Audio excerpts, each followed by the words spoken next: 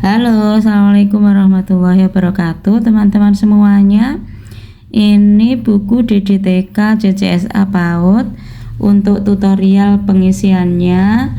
Halaman pertama kita isi nama, tempat tanggal lahir, orang tua, dan nama lembaga. Kemudian data peserta didik. Ini kita isi dengan lengkap semuanya, mulai dari nama lembaga, nama peserta didik, tempat tanggal lahir, sampai orang tua dan pekerjaan orang tua. Selanjutnya ada tahapan perkembangan anak menurut umur.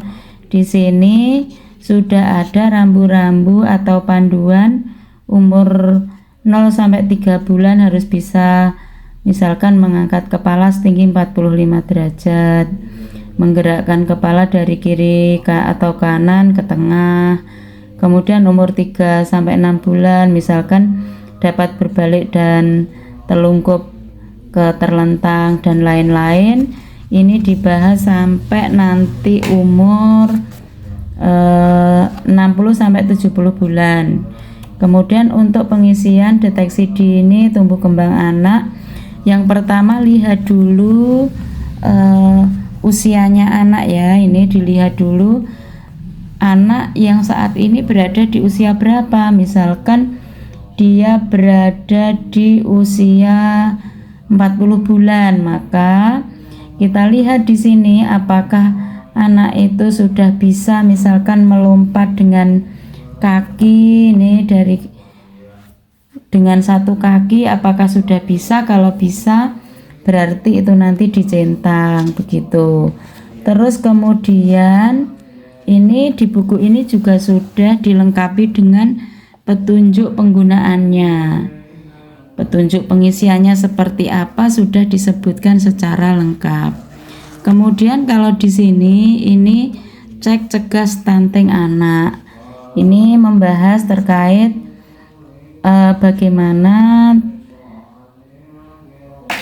kondisi anak tersebut berada pada zona apa, apakah dia berada pada zona stunting ataukah normal. Itu semuanya sudah ada di sini. Terus kemudian untuk halaman berikutnya ada kuesioner pra-screening atau KPSP. Pada kuesioner pra-screening ini kita tinggal menyesuaikan usia anak. Misalkan anak usianya 3 tahun. Ini stimulasi yang dilakukan adalah dengan memberi kubus di depannya. Dapatkah anak meletakkan 4 buah kubus satu persatu di atas kubus yang lain tanpa menjatuhkan kubus itu? Ini pada aspek gerak halus. Kalau anak tersebut sudah mampu, maka kita tinggal mencentang iya di sini. Kalau anak tidak bisa, maka dicentang di kolom tidak. Dan begitu seterusnya. Ini juga masih sama sesuai dengan usia anak-anak. Ini 42 bulan atau 3 tahun setengah. Kalau di sini di 48 bulan atau usia 4 tahun, ini yang 4,5 tahun. Kemudian di sini di usia 5 tahun. Untuk pengisiannya masih sama ya. Kalau anak tersebut bisa melakukan kegiatan yang disebutkan di kuesioner pra-screening, maka kita mencentang iya. Ini untuk usia 5,5 tahun. Kemudian di sini untuk usia 6 tahun atau 72 bulan. Selanjutnya ini di buku ini juga ada untuk grafik berat badan. Yang biru ini untuk laki-laki, yang merah muda ini untuk perempuan. Bagaimana cara mengisinya?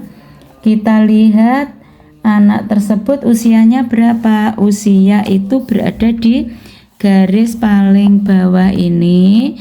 Sementara untuk yang di sini karena ini berat badannya untuk garis yang ke atas ini.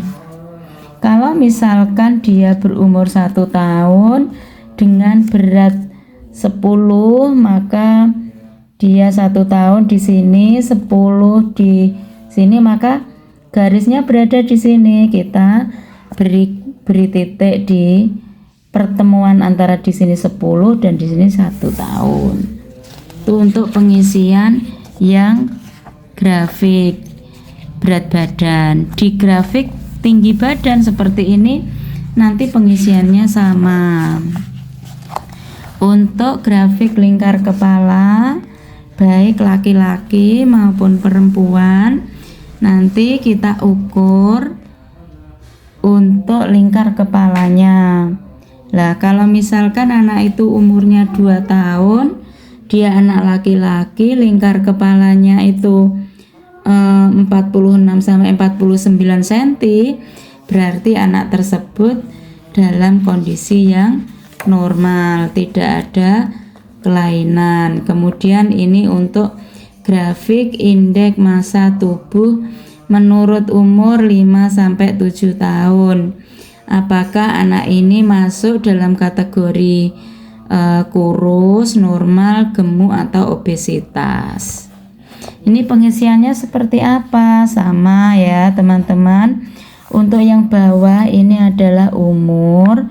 Kemudian yang ini, yang ke atas ini adalah indeks massa tubuh anak-anak. Kemudian di halaman berikutnya ini untuk analisis tumbuh kembang anak. Analisis tumbuh kembang anak ini biasanya digunakan juga untuk kegiatan ketika kita akreditasi ya. Di sini ada nama, nomor, nama siswa, nama ortu, tempat tanggal lahir, umurnya berapa, jenis kelamin, data pertumbuhan, analisis pertumbuhannya seperti apa. Misalkan berat badan menurut usia anak ini normal, kita tulis normal. Kalau misalkan dia gemuk, kita tulis gemuk. Kemudian sama dengan tinggi badan menurut usia. Kalau tinggi badan menurut usia ini misalkan anak masuk kategori pendek, kita tulis pendek. Normal kita tulis normal. Kalau misalkan termasuk tinggi, kita tulis tinggi. Untuk yang analisis pertumbuhan anak ini merupakan rekapitulasi dari halaman-halaman yang sebelumnya. Kemudian ini analisis perkembangan anak. Misalkan namanya anak itu di sini sudah jelas ya. Misalkan namanya si Afif, tempat tanggalnya berapa, nomor 1 itu sudah ada keterangannya. Untuk perkembangan anak nomor 1 berdiri 1 kaki selama 6 detik. Kalau dia bisa maka kita beri centang. Kalau anak belum bisa maka kita beri silang. Ini kemudian dilanjutkan dengan catatan imunisasi. Kalau catatan imunisasi ini cukup kita isikan tanggalnya saat imunisasi. Ini catatan pemberian vitamin A. Kita juga cukup menambahkan tanggal pemberian vitamin A. Terus di bawah ini ada misalkan nasihat pemenuhan gizi dan pemberian makan oleh tenaga kesehatan atau tenaga terlatih. Kalau ada rekomendasi, misalkan kita lihat anak itu stunting, maka kita tuliskan di sini, misalkan anak ini butuh tambahan asupan gizi, misalkan. Ini kan ada 0 sampai 6 bulan, berarti anak ini masih perlu untuk diberikan ASI eksklusif. Terus kemudian 6 sampai 11 bulan, misalkan perlu ada makanan pendamping ASI dan lain sebagainya.